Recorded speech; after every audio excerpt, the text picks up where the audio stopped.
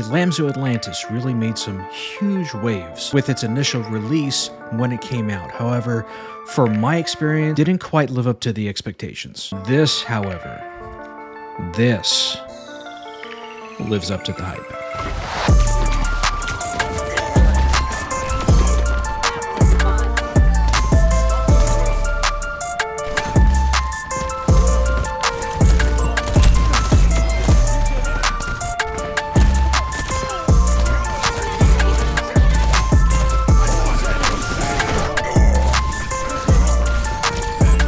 This thing, similar to the Atlantis, also has a crazy luxurious unboxing experience. It's got that little sleeve on the side. It's got that little velvet bag that you keep all the extra goodies in. It's got an extra pair of skates, which are actually different on this mouse. If you look here, you can see the default skates on this are actually these really small skates, and I actually prefer these over the large ones. Another real nice thing is that the charging cable this comes with does have a built-in angle to it. So if you wanted to use this wired, it's actually very easy to do so while it's charging. Since that has that built-in angle, you're not going to be dragging the cable on the surface of your mouse pad. The mouse itself maintains the overall design language of the original Atlantis. However, it doesn't look like a shrunken down Atlantis, if that makes sense. The proportions are a little bit different here. So you can tell they actually put some thought and design into making the mini version. They didn't just shrink it down. It feels like, especially with the hump placement and shape, it was adjusted a little bit compared to the full size. It's got a little bit more of a rounded shape to it, whereas this definitely feels a little bit more stretched vertically, where it feels like the mini didn't just get shrunk, it feels like it almost got squished a bit, if that makes sense. For my hands, personally, this shape and size are perfect. It's got the same little curves on the sides that you have on the original Atlantis, though they're a little bit more exaggerated, it feels like, just because of how they shrunk it down and kind of squished it a bit. And one thing that strikes me immediately is the texture and the feel of the mouse itself. Whereas the original Atlantis, I have the matcha one here, whereas this one felt very plasticky. It felt like just raw, uncoated plastic. This feels like a proper coating. This actually has quite a bit more tack to it. It's nothing like an end game gear or a Zowie coating by any means. Definitely not grippy like that. But it does have a little bit more tack to it compared to the original Atlantis, and it is definitely an improvement. The build quality for this thing is also kind of crazy. I don't get any creaking or flex, like only the tiniest bit of flex if I like really go at it, but even then feels extremely well built. And of course, it's got that very pretty lattice kind of stuff down here that I would not squeeze at all. It's not made for that. But compared to the original, like in my original video, I mean, I'll show you here, you can actually activate the rear button and it flexes a lot. Like it's crazy how much flex this thing has. One minor thing to note is that the power button, as you can see here, this is a left and right, this is up and down, and it's behind the sensor. Not really like a huge deal, but you know, there's a difference. The clicks here are also Huano, however, they're transparent blue shell pink dot switches, and from side to side, they're actually a bit lighter. These feel lighter than the original. These definitely feel lighter compared to the original Atlantis. So the actuation is a little bit easier, a little bit spammable. And I find that the sound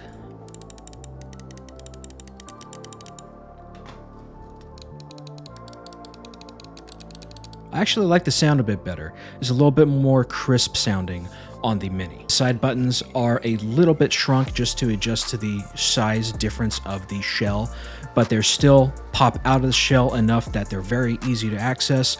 They feel great, and there is a touch of post travel on here. Nothing really significant. It feels very good.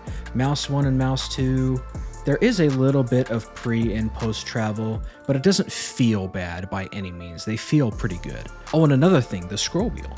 The scroll wheel feels a lot better on this too, whereas this felt almost slippery, if that makes sense. Like, it just really feels like there's no tactility here at all. Like, there's tactile steps, but the tensioning is super light. It feels like it's just sliding around. It's also got a neat little dongle extender. It's not just a default kind of OEM looking thing. It's actually this really pretty crystal blue thing. So it really matches the aesthetic of the mouse overall itself. And the cable itself is also, it's like a light blue. So if that's something that you like, there's that too. So now let's compare it to an obvious competitor, the X2 Mini. So the size difference, let's see here. It is very minor in terms of size difference. The Atlantis and the X2, really, they're almost exactly the same. It's really the curvatures and overall shape that are going to be a little bit different between these two. The number one biggest difference between these two is going to be the side curves. Whereas on the Atlantis, you can see these curves are pretty exaggerated on the sides, and they do angle upward on the top half. Like, I'm trying to see if I can help you to see it there.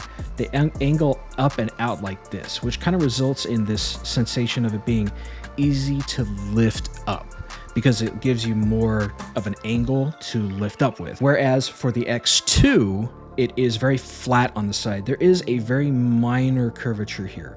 However, compared to the curvature on the Atlantis, it's very flat. So what this does is it doesn't really guide your fingers into a specific spot on the mouse. Whereas with the Atlantis, your fingers really want to go into a specific place because the curvature kind of leads your fingers there. So the X2 is kind of a safer shape, more or less speaking, in terms of these sides, whereas the Atlantis is a lot more designed. It's really specific, but you may or may not like those curves. Some people do, some people don't. It's very subjective. The other big thing to consider is the Mouse 1 and Mouse 2. Mouse 1 and Mouse 2 on the Atlantis are very, very flat. There's just a touch of a curvature there for a comfort groove, whereas when you compare it with the Mini, the X2 Mini, it does have a little bit more of a curve. It's not very much, but it's there and it is noticeable. It does kind of guide your fingers into a specific spot. On the Mouse 1 and Mouse 2, whereas the Atlantis, you can put your fingers anywhere. It doesn't really feel much different either way. The Atlantis is also higher profile, while the X2 is slightly flatter with a somewhat more rear positioned hump. The Atlantis has a slightly flatter hump in terms of the side to side, while the X2 hump tapers faster, resulting in a flatter feeling on the Atlantis, while the X2 feels a bit more like the palm wraps or drapes over the hump. Also, the top of the Atlantis is wider than the X2, whereas the base of the Atlantis is thinner than the X2. There's a greater difference between the bottom plate and the actual top of the mouse compared to the bottom of the plate and the top of the mouse on the X2 and the Atlantis. So there is a more drastic shape change difference, if that makes sense. Some other smaller things that I notice is that the tensioning on the X2 scroll wheel does feel a little bit more tighter with better defined steps, but I personally also significantly prefer the side buttons on the Atlantis over the side buttons on the X2. They're a little bit smaller. They don't feel as nice on the X2, whereas the side buttons on the Atlantis, these are like perfectly implemented side buttons in my opinion. You also have to consider that the skates are light years better on the Atlantis. It's actually $5 cheaper, and you're getting all those extras with like the grip tape, the extra skates, the angled cable. But really, ultimately, the decision between an X2 Mini and an Atlantis Mini is really going to come down to those smaller shape differences. That is really what should be the deciding factor for you. If you want to see my take on the X2 Mini and regular size, you can check out my video. I'll post it somewhere on the screen here. And if you like these videos, consider liking and subscribing. It helps me out a ton. It's free for you. I'm slowly creeping up to that 700 subscriber mark, and I'm super excited. It's been slowly growing, and I'm having having a lot of fun doing this. If you do that for me, it helps me out a ton. All right, let's move on to giving the Atlantis a gecko grade. Starting off with gaming, I have to give the Atlantis Mini an 8.5 out of 10. This is super lightweight, 49 grams. For those of you who are chasing those low weights, this is down there, and it still maintains that good structural stability. The accuracy is good as expected with a 3395 sensor with that motion sync. It just feels really nice and snappy. Really, there's only a couple ways that this could be any better. If it had optical switches, that would be a step up overall in gaming performance. And if it had an option for 2K or 4K hertz pulling rate, that would also be a plus. And as that's becoming more and more popular and becoming mainstream lately, I do have to take that into consideration with grading these mice. For everyday use, I give this a 6 out of 10. There's nothing particularly extra in terms of productivity, but there are a couple quality of life things that make this pretty nice. The compact size means that you could throw this in your bag and take it with you to the coffee shop if you're using it with your laptop, and it does have a little spot right here. You can stow away the dongle in there. Pretty good battery life at 70 hours and the ability to charge with USB-C. However, that is the part where this mouse runs into its really only significant flaw. The charging port on this mouse is very tight. I've got a cable from Xtrfy, a cable from Razer, and a cable from Endgame Gear. None of them fit into this charging hole. You have to have a very narrow USB-C hub to fit into this charging port. So, of course, the charging cable that comes with it fits, and it is that angled cable.